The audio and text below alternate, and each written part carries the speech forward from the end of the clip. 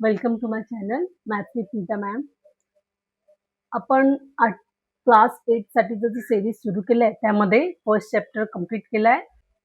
Second chapter जो आहे तो पॅरलल लाईन्स अँड ट्रान्सव्हर्सल यावर डिपेंड आहे आणि त्यामध्ये आपण different types of angle made by the transversal that are corresponding angle, interior angles, alternate angles, अशा प्रकारचे वेगवेगळे अँगल्स याबद्दल जाणून घेणार आहोत.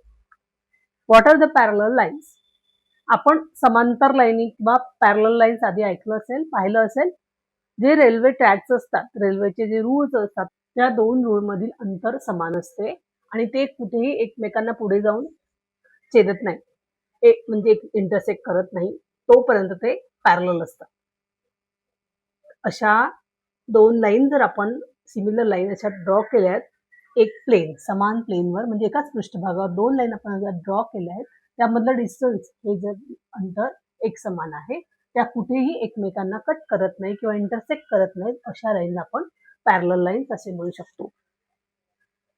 We define the parallel line as the lines which lie in the same plane and do not intersect each other, that are called parallel lines, just like line L and line M. आपण आता याच्यानंतर transversal काय ते बघूया.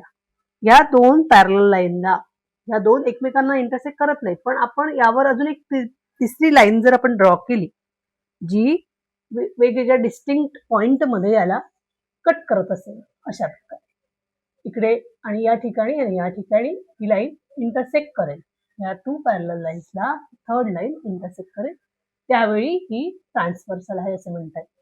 या ठिकाणी line L आणि line M parallel line. मग आपण घेतलेली जी थर्ड लाईन आहे, लाईन वाय, ही ट्रान्सव्हर्सल आहे. ती लाईन एल ला पॉइंट ए मध्ये इंटरसेक्ट करते आणि पॉइंट बी मध्ये लाईन एम ला इंटरसेक्ट करते. अशा टू डिस्टिंक्ट पॉइंट मध्ये थर्ड लाईन जी आहे ती टू पॅरलल लाईनला इंटरसेक्ट करत आहे. तर त्यामुळे आपण ट्रान्सव्हर्सलला कसं डिफाईन करूया? Transversal is the line which intersect two or more even lines in distinct point, then the line is called transversal of that two lines. Okay, लक्षात आलं असेल. लाईन वाय ही ट्रान्सव्हर्सल आहे, ती लाईन एल आणि line M यांना two distinct point A and point B respectively या दोन पॉइंट मध्ये इंटरसेक्ट करत आहे, तेव्हा लाईन वाय ला आपण ट्रान्सव्हर्सल म्हणायचं. Okay, in this way we see the parallel lines and transversal. Parallel line आणि ट्रान्सव्हर्सल मुळे या ठिकाणी डिफरंट अँगल तयार झालेले आहेत. हा एक अँगल म्हणायला लागेल, हा second angle, third, fourth. Similarly 5, 6, 7, 8 असे 8 अँगल्स इकडे तयार झालेले आहेत.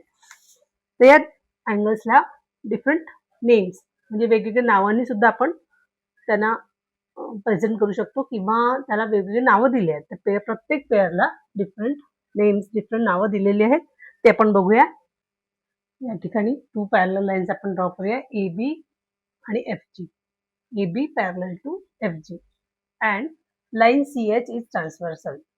Then transversal C H makes 8 different angle on the parallel line. कशा प्रकारे ते 8 अँगल तयार झाले आहेत? Line A B parallel to line F G असताना ॲट पॉइंट डी मध्ये C D A and angle C D B, again A D E and angle B D E. Point D वर हे असे 4 angle तयार झाले आहेत. Similarly at point E D E F and angle D E G, F E H and angle G E H. हे दोन आणि हे दोन असे पुन्हा 4 अँगल पॉइंट ई वर सुद्धा तयार झाले. अशा प्रकारे two lines, parallel lines and a transversal make 8 angles, 8 different angles on the plane. Then different angles have different names. त्याचे 8 अँगल जे आहेत त्याच्या पेअर सुद्धा बनतात आणि त्या पेअर्सला वेगवेगळी नावं दिली जातात, ते आपण बघू. या 8 अँगल पैकी प्रत्येक अँगलची एक arm, angle made by two arms, and one arm is on the transversal and other arm is on the line. इथे सुद्धा बघा, ही एक आर्म ट्रान्सव्हर्सल आहे आणि एक पॅरलल लाईन, एक ट्रान्सव्हर्सल लाईन आहे आणि एक पॅरलल लाईन. अशा प्रत्येक अँगलची एक आर्म ट्रान्सव्हर्सल अटॅच करते आणि एक पॅरलल लाईन आहे. या साह्याने असे 8 अँगल तयार झाले आहेत. These angle are grouped in different pair of angles. या ग्रुपमधल्या प्रत्येक अँगलची एक पेअर आहे आणि त्या पेअरला आपण 3 टाइप्स ऑफ अँगलमध्ये डिवाइड करू शकतो. फर्स्ट आहे corresponding angle, then interior angle and then alternate angle. तर करस्पॉन्डिंग अँगल कशाला म्हणता येईल, इंटिरियर अँगल कशाला म्हणतात आणि अल्टरनेट अँगल कोणत्या 2 अँगलला म्हणतात हे आता आपण शिकूयात.